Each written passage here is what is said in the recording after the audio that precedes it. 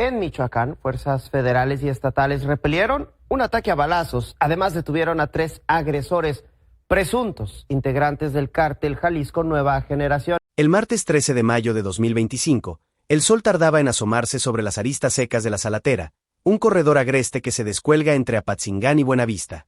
A las 6 de la mañana la bruma lucía inmóvil, pereciendo solo a ráfagas del viento cálido que anunciaba un día común en tierra caliente. Pero a las 6:30 de la mañana el paisaje se quebró. El rugir grave de motores tácticos emergió desde el lecho de polvo, y con la certeza de que aquel amanecer cargaría pólvora, acero y destino. En columna cerrada avanzaban blindados Sandcat del ejército mexicano, camionetas blackhawkizadas de la Guardia Nacional y patrullas de la Guardia Civil Estatal.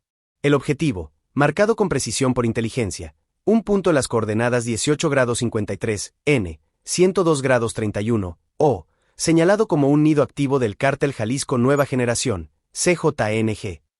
Ahí convergían 3 veredas de traslado de cristal, un mini depósito de armas y un improvisado campamento de entrenamiento.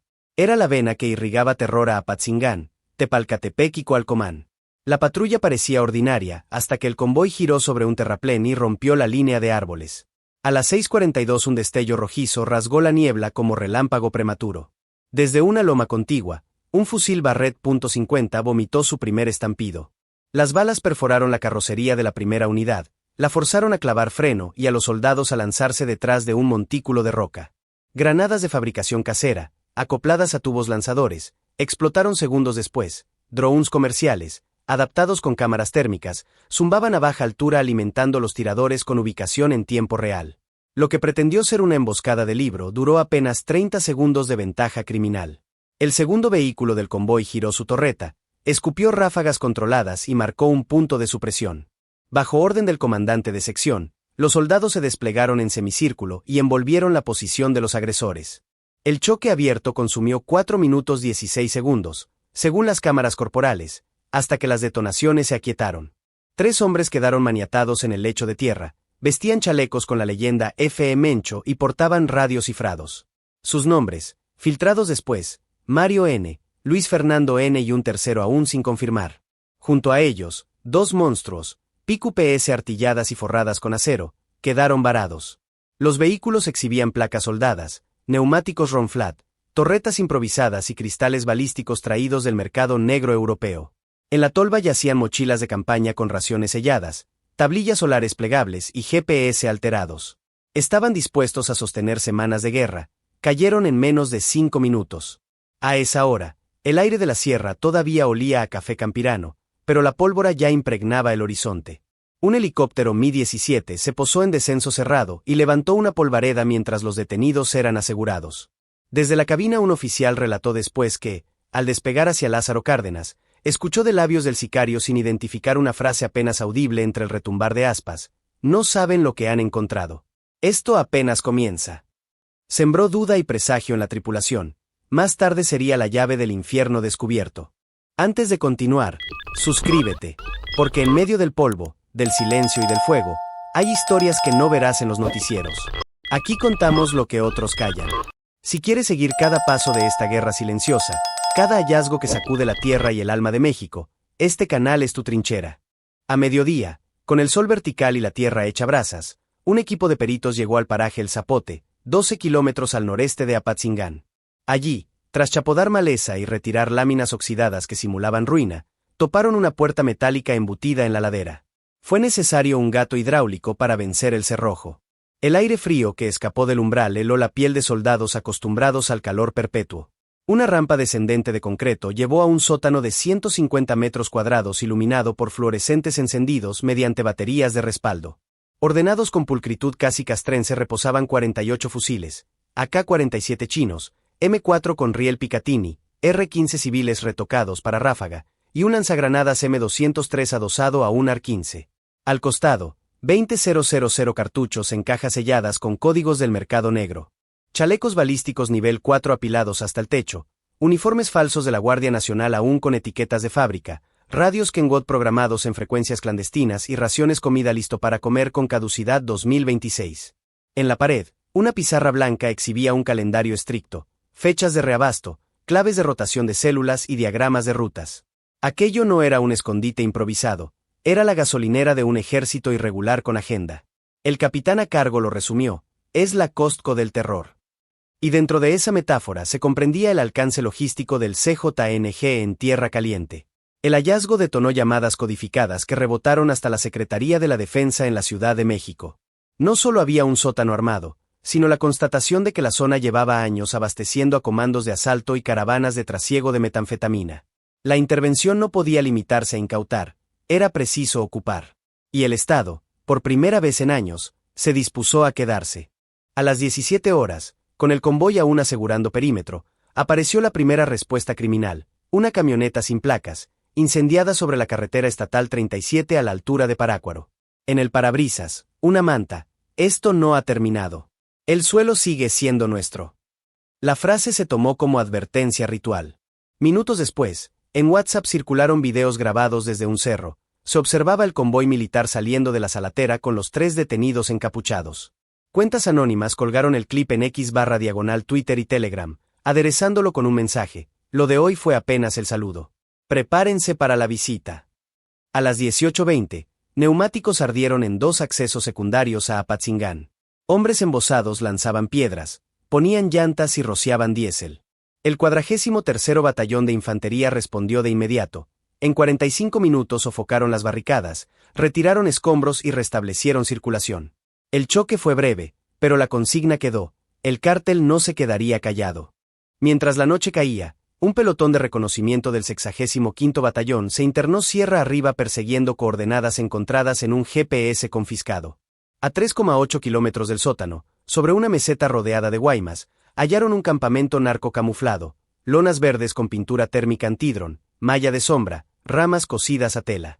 3 carpas militares formaban un triángulo con perímetro de alambre. Al centro, una torre improvisada de 5 metros dominaba la cuenca. Dentro de las tiendas había camastros, material de curación, cajas de víveres importados y una mesa de carpintero convertida en área de ensamblaje de armas. Pero lo perturbador estaba bajo tierra. Una zanja cubierta con costales albergaba restos humanos calcinados, huesos roídos por el fuego aún humeante. En la orilla, un tambor metálico rezumaba grasa quemada. Entre las cenizas se encontró una libreta cubierta con plástico. En la portada, tinta azul, y 42.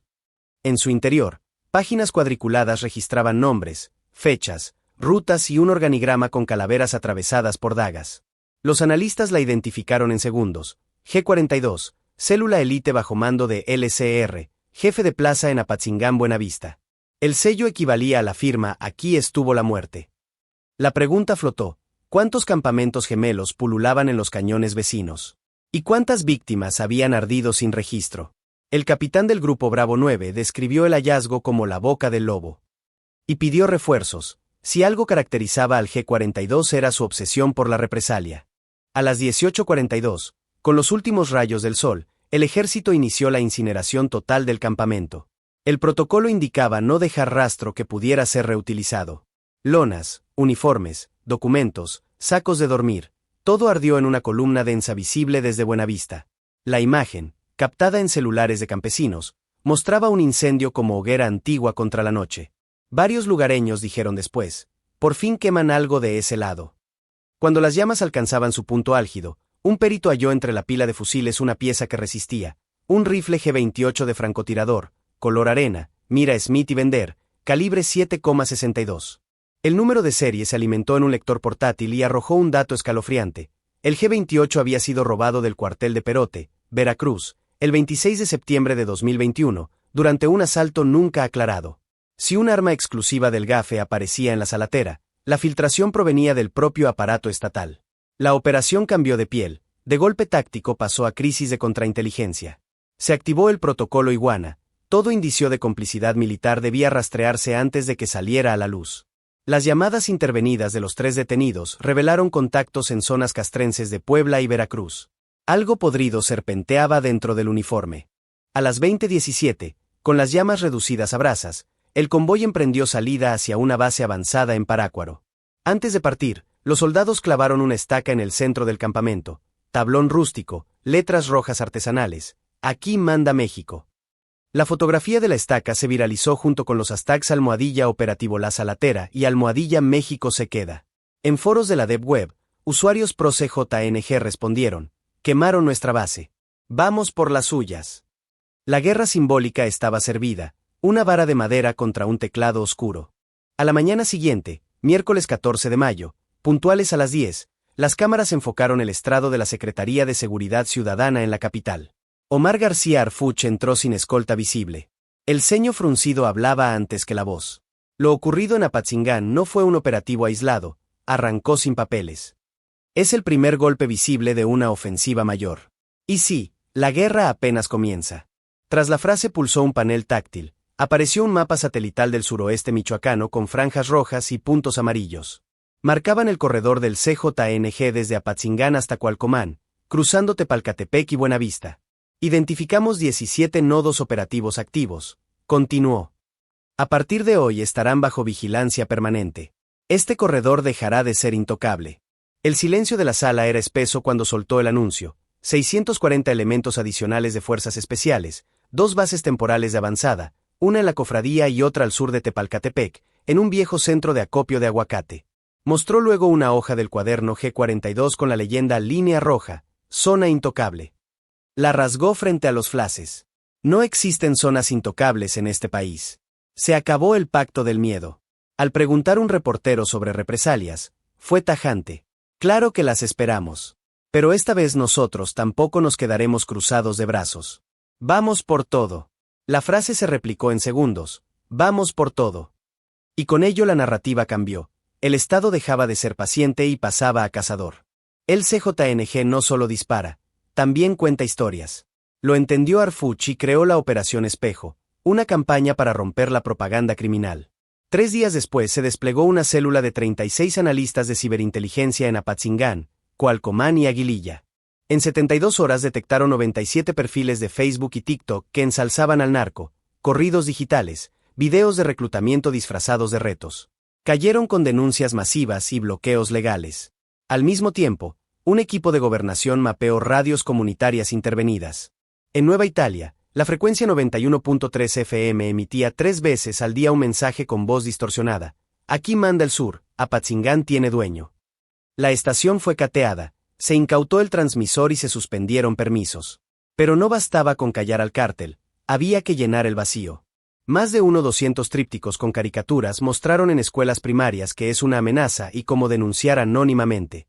Los muros pintados con Mencho Vive fueron recubiertos por murales multicolor, manos alzadas, palomas, la frase La paz también tiene nombre. Un joven de 17 años que pintaba uno de esos murales recibió amenazas. Una patrulla militar se estacionó frente a su casa. Lejos de acobardarse, terminó la obra y añadió la leyenda: no se mata la verdad quemando murales. La foto se viralizó. Harfuch la retuiteó con su mantra: la guerra apenas comienza, pero la palabra no se rinde. La batalla cultural cobró cuerpo. El narco contaba miedo, el Estado, esperanza beligerante. En las parroquias se organizaron domingos cívicos donde familiares de desaparecidos rompían años de silencio. El eco de sus voces se convirtió en munición emocional. El éxito inicial encendió focos en otras entidades.